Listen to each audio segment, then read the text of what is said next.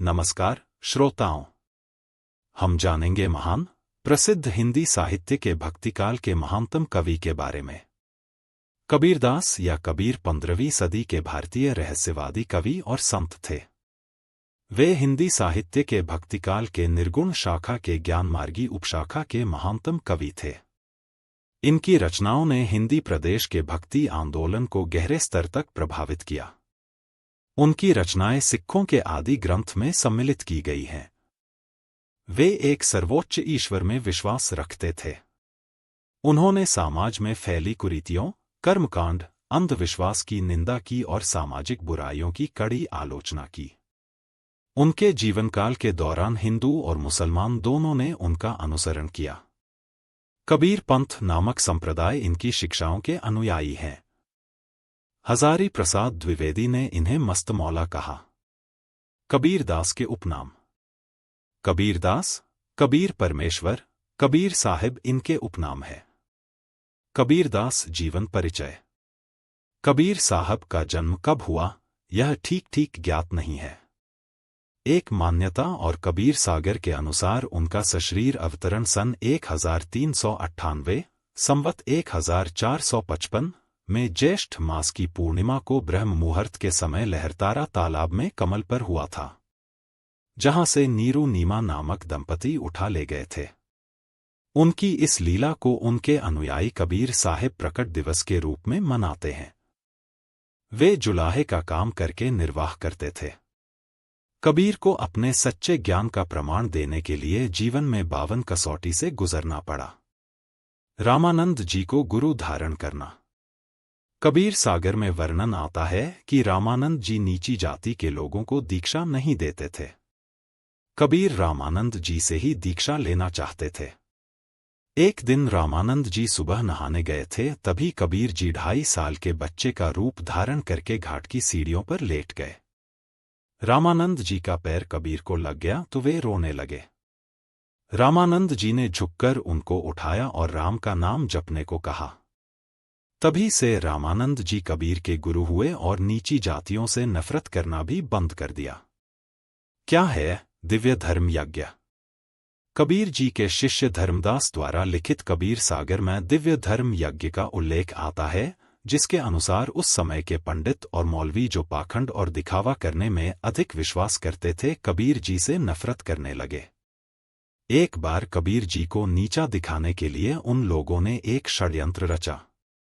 उन लोगों ने मिलकर दुनिया भर में झूठी चिट्ठी लिखकर भिजवा दी कि कबीर जी भंडारा कर रहे हैं, जिसमें 1 सोने की मोहर, 2 दोहड़ 3 दिन तक हर खाने के साथ मुफ्त में दी जाएगी।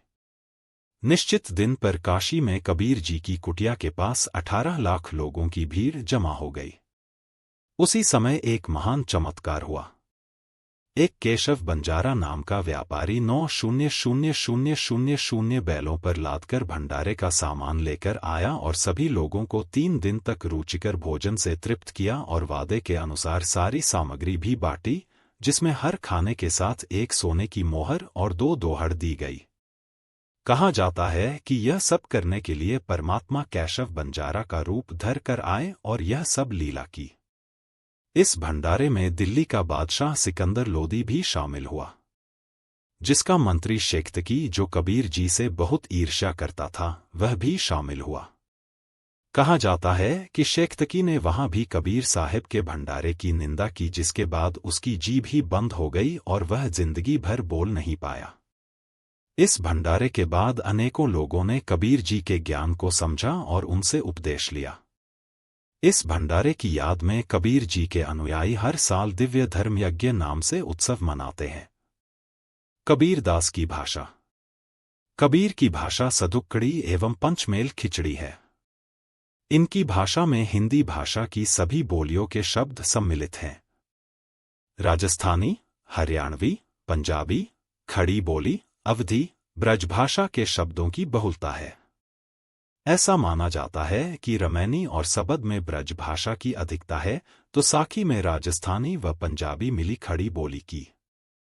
कबीर की कृतियां: क्षितिमोहन सेन ने कबीर साहिब जी द्वारा लिखित मुख्य रूप से 6 ग्रंथ हैं।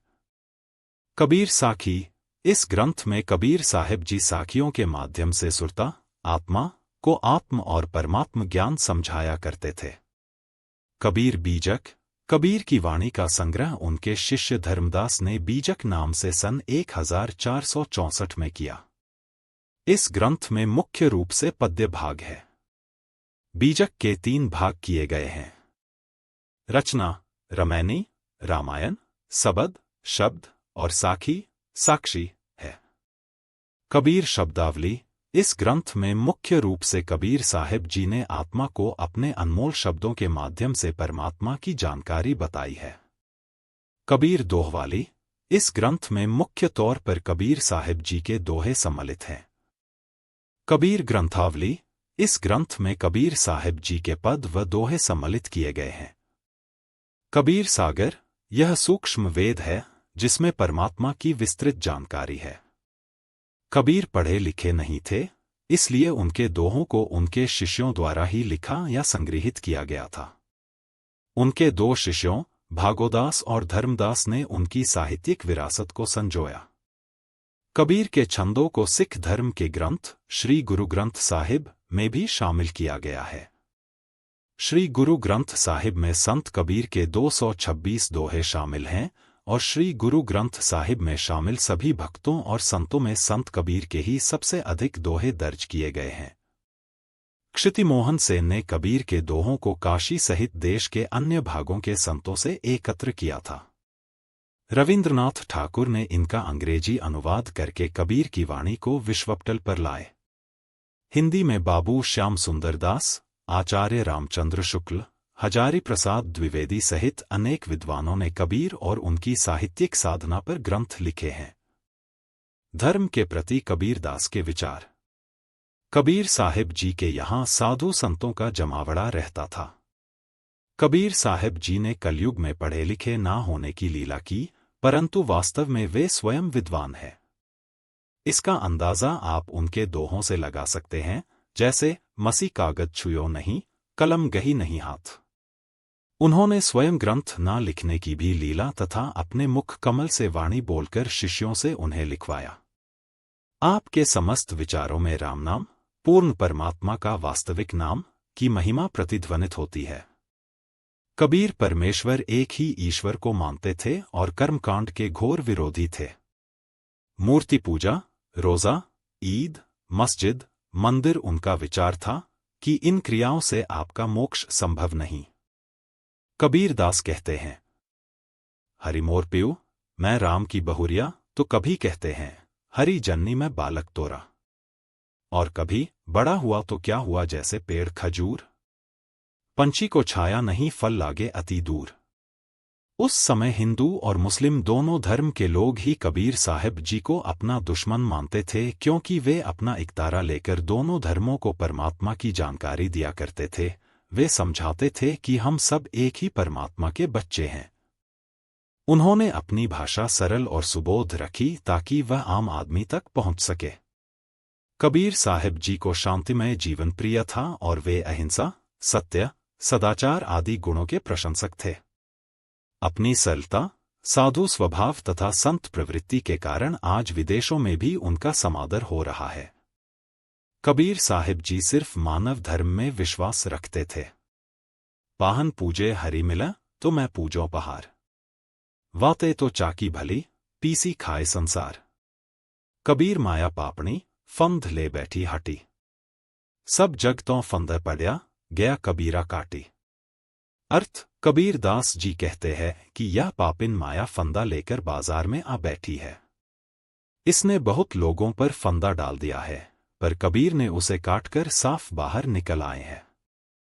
हरि भक्त पर फंदा डालने वाला खुद ही फंस जाता है। कबीरदास जी के प्रसिद्ध दोहे। भैसान्ही माँ रहत नित बकुला, तकुला ताकि न लीन्हा हो। गाइंठ माह बकेलू नहीं कभू, कैसे के पद पहिचन भू हो। दोहे। कबीर, हाड़ चाम लहू ना मेरे, जाने कोई सतनाम उपासी। तारन तरन अभय पददाता, मैं हूं कबीर अविनाशी। भावार्थ, कबीर साहिब जी इस वाणी में कह रहे हैं कि मेरा शरीर हड्डी और मांस का बना नहीं है। जिसको मेरा द्वारा दिया गया सतनाम और सारनाम प्राप्त है, वह मेरे इस भेद को जानता है। मैं ही सबका मोक्षदायक हूं तथा मैं ही अविनाशी परमात्मा हूं। क्या मांगो कुछ स्थिर ना रहाई, देखत नैन चला जग जाई। 1,00,000 पूत 1,15,00,000 नाती, उस रावण कै दीवा ना बाती। भावार्थ, यदि एक मनुष्य अपने एक पुत्र से वंश की बेल को सदा बनाए रखना चाहता है तो यह उसकी भूल है। जैसे लंका के राजा रावण के 1,00,000 पुत्र थे तथा 1,25,00,000 नाती थे। वर्तमान में उसके कुल, वंश में कोई घर में दीप जलाने वाला भी नहीं है। सब नष्ट हो गए। इसलिए हे मानव, परमात्मा से तू यह क्या मांगता है जो स्थायी ही नहीं है।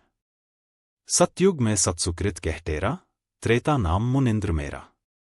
द्वापर में करुणा में कहलाया, कलयुग में नाम कबीर धराया।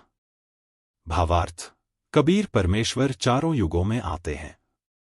कबीर साहिब जी ने बताया है कि सतयुग में मेरा नाम सत्सुकृत था, त्रेता युग में मेरा नाम मुनिंदर था, द्वापर युग में मेरा नाम करुणामय था और कलयुग में मेरा नाम कबीर है।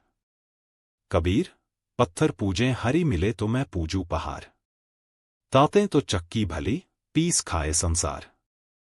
भावार्थ, कबीर साहिब जी हिंदुओं को समझाते हुए कहते हैं कि किसी भी देवी देवता की आप पत्थर की मूर्ति बनाकर उसकी पूजा करते हैं, जो कि शास्त्र विरुद्ध साधना है, जो कि हमें कुछ नहीं दे सकती। इनकी पूजा से अच्छा चक्की की पूजा कर लो, जिससे हमें खाने के लिए आटा तो मिलता है। जाति न पूछो साधु की, पूछ लीजिए ज्ञान। मोल करो तलवार का, पड़ी रहन दो म्यान।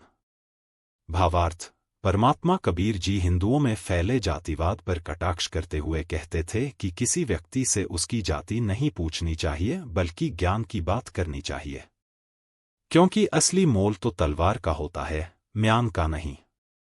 माला फेरत जुग भया, फिरा न मन का फेर। कर का मन का डार दे, मन का मन का फेर। भावार्थ, कबीर साहिब जी अपनी उपरोक्त वाणी के माध्यम से उन लोगों पर कटाक्ष कर रहे हैं जो लंबे समय तक हाथ में माला तो घुमाते हैं, पर उनके मन का भाव नहीं बदलता, उनके मन की हलचल शांत नहीं होती। कबीर जी ऐसे व्यक्ति को कहते हैं कि हाथ की इस माला को फेरना छोड़कर मन को सांसारिक आडंबरों से हटाकर भक्ति में लगाओ। मानुष जन्म दुर्लभ है, मिले न बारंबार। तरवर से पत्ता टूट गिरे, बहुरी न लागे डारी। भावार्थ, परमात्मा कबीर जी हिंदू और मुस्लिम दोनों को मनुष्य जीवन की महत्ता समझाते हुए कहते हैं कि मानव जन्म पाना कठिन है। यह शरीर बार बार नहीं मिलता। जो फल वृक्ष से नीचे गिर पड़ता है वह पुनः उसकी डाल पर नहीं लगता। इसी तरह मानव शरीर छूट जाने पर दोबारा मनुष्य जन्म आसानी से नहीं मिलता है और पछताने के अलावा कोई चारा नहीं रह जाता। पानी केरा बुदबुदा, अस मानस की जात। एक दिना छिप जाएगा, ज्यों तारा प्रभात। भावार्थ, कबीर साहिब लोगों को नेकी करने की सलाह देते हुए इस क्षणभंगुर मानव शरीर की सच्चाई लोगों को बता रहे हैं कि पानी के बुलबुले की तरह मनुष्य का शरीर क्षणभंगुर है। जैसे प्रभात होते ही तारे छिप जाते हैं, वैसे ही ये देह भी एक दिन नष्ट हो जाएगी। कबीर दास के वचन। कबीर दास कहते हैं कि यह संसार माया का खेल है, माया के खेल में पड़कर आत्मा अपने परमात्मा को भूल जाता है, परंतु मायाजाल को तोड़कर परमात्मा से मिले बिना उसे शांति किसी तरह से नहीं मिलती। माया के इस जाल को तोड़ने का उपाय केवल सद्गुरु की कृपा से ही मालूम हो सकता है। सद्गुरु की कृपा बिना परमात्मा का दर्शन होना बहुत कठिन है। कंचन और कामिनी मनुष्य को माया के फेर में फंसाए रखता है।